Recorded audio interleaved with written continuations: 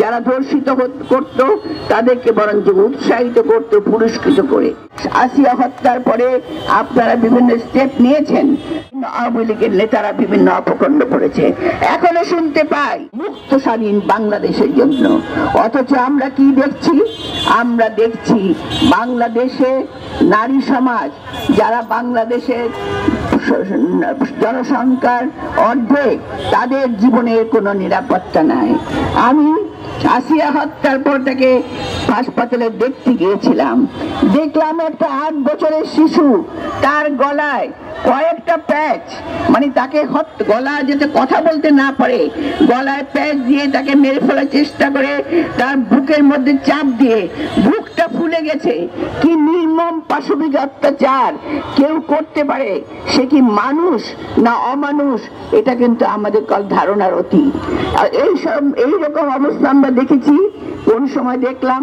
আমরা দেখেছি ফ্যাসিস্ট সরকারের আমলে, যে আমলে আমরা দেখেছি তখন নারীরা ধর্ষিত হতো, নারীরা নিরাপত্তাহীনতায় ভুগত, সেখানে বৃদ্ধ থেকে শিশু থেকে শুরু করে বৃদ্ধ পর্যন্ত আক্রান্ত হতো, তখন মায়ের কোলে শিশুকে হত্যা করা হতো, তখন কোনো বিচার ছিল না।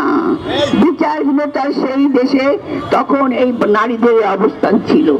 বিশেষ করে সেই সময় যারা ধর্ষিত করত তাদেরকে বরঞ্চ উৎসাহিত করতে পুরস্কৃত করে। এই অবস্থা থেকে আমরা বেরিয়ে এসেছি, যেখানে আমাদের তরুণ ছাত্র সমাজ, ছাত্র জনতা ঝাঁপিয়ে পড়ে বাংলাদেশকে মুক্ত করেছে একটা ফ্যাসিস্ট সরকারের হাত থেকে। যে ফ্যাসিস্ট সরকার পতন পালিয়ে গেছে দেশ থেকে, তারপরেও কেন এই অবস্থা? কেন আমরা এখনো এই মুক্ত স্বাধীন বাংলাদেশে কেন আমরা নিরাপদে বাস করতে পারছি না? কোথায় এটার গলদ? কেন কেন বিচার এখনো বিচারের, আমরা যে বিচার ব্যবস্থা কথা বলি সেটা এখনো সেই ন্যায় বিচার এখনো সুদূর পড়া হতো। আমরা জানি আসিয়া হত্যার পরে আপনারা বিভিন্ন স্টেপ নিয়েছেন, কিন্তু আমরা দেখেছি প্রতিবারই এইরকম বিভিন্ন পদক্ষেপ নেওয়া হয়, তারপরে সেটা আস্তে আস্তে নিয়ে যায়। আপনারা দেখেছেন নুসরাত পারুল থেকে শুরু করে গত ফ্যাসিস্ট সরকার আমলে একের পর এক নারী ধর্ষিত হয়েছে, কিন্তু তাদের যারা ধর্ষকারী তাদের কোনো বিচার হয় নাই, এমনকি হত্যাকারী যারা তাদের কোনো বিচার হয় নাই। তার কারণ যারা খুন হত্যা করেছিল তারাই কিন্তু সেই সময় তারা ভক্ষক হিসাবে অন্যদের দিয়ে কাজগুলো করাতো। কিন্তু আজকে আমরা এমন একজনের হাতে তুলে দিয়েছি যাকে আমরা মনে করি শান্তির প্রতীক। আমরা জানি ডক্টর ইউনূস, তার কাছে আমরা আশা করছি আমাদের দেশ এখন নিরাপদে থাকবে, আমাদের মা বোনেরা নিরাপদে থাকবে, সবাই মুক্ত স্বাধীন কথা বলতে পারবে। আজকে পেপারে দেখলাম, আমি সকালবেলা খবরের কাগজ খুলে দেখি গত 4 বছরে 7,000 শিশু সহ 43,000 নারী ধর্ষিত হয়েছে, তার কোনো বিচার হয় নাই। আমরা দেখেছি আসিয়া হত্যার পরে 1 সপ্তাহের মধ্যে যেন মনে হয় মহোৎসব লেগেছে, 1 সপ্তাহের মধ্যে 11 জন মহিলা শিশু ধর্ষিত হয়েছে। এই যে ধর্ষিত হওয়ার কারণটা কি? এখানে আমার রিজভী সাহেব অত্যন্ত চমৎকার কিছু কথা বলেছেন জেবা।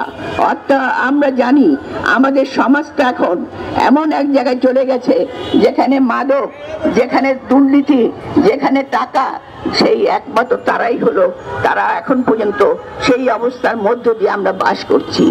আপনারা জানেন বদি বলে কক্সবাজারের এমপি ছিল, তিনি ছিলেন মাদক সম্রাট, অথচ তাকে সেই সময় কক্সবাজারে তাকে এমপি করা হয়েছিল।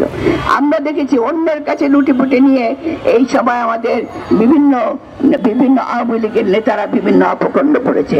এখনো শুনতে পাই বিভিন্ন গ্রুপের যারা টাকা পয়সা করেছে, যারা হাসিনাকে সহায়তা করেছে টিকে থাকার জন্য, তারা নাকি এখনো তাদের টাকা ঢালছে বিভিন্ন জনের বিভিন্ন ক্ষমতায় থাকার